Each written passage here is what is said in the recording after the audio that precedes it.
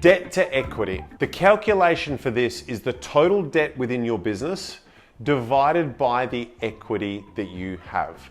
For example, if we have $1 of debt and $2 of equity, it means our debt to equity is 50%. 1 divided by 2. What does this metric mean? This means if we were to liquidate our entire position at any point in time, based on the accounting we have within our balance sheet, how much would we be left with at the end after paying out all of our debts? Taking the formula one step further, if we had $1 million worth of debt and $2 million worth of equity, and we sold and liquidated everything on our balance sheet at the cost it shows on the balance sheet, we would be left with $1 million at the end of it. Hence, the 50% debt to equity calculation we have.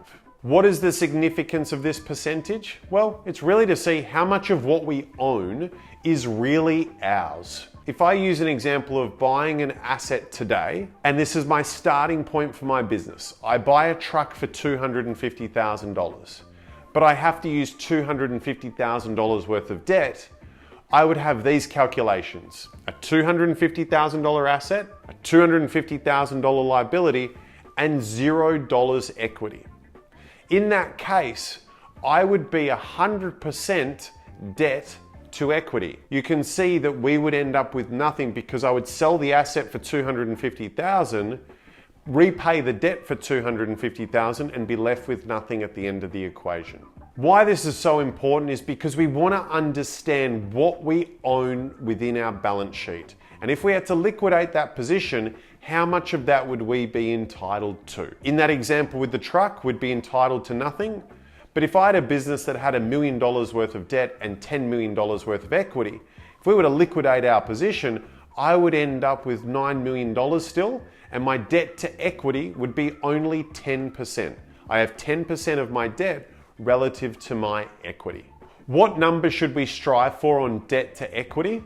Well, as we've said in other videos around debt, it is a very personal thing. There's people we work with who have virtually no debt but still stress about debt.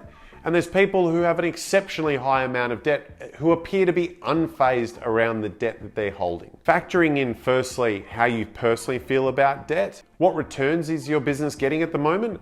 If you're getting very strong returns in your business, debt doesn't feel so daunting because you're getting a return on that leverage.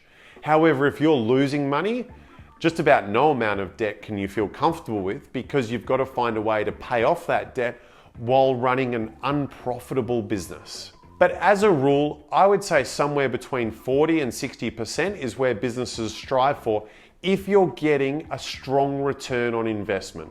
60% is the absolute upper limit of what I'd aim for, and 40% and below is an area where most people want to live. But so long as you're getting a strong return, i.e. profit, on the debt you have, it's a lot more comfortable place to be. How do we influence this? Well, you might laugh at this.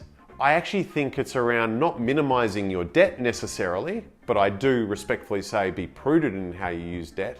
It's around optimizing the return on that debt and building your equity.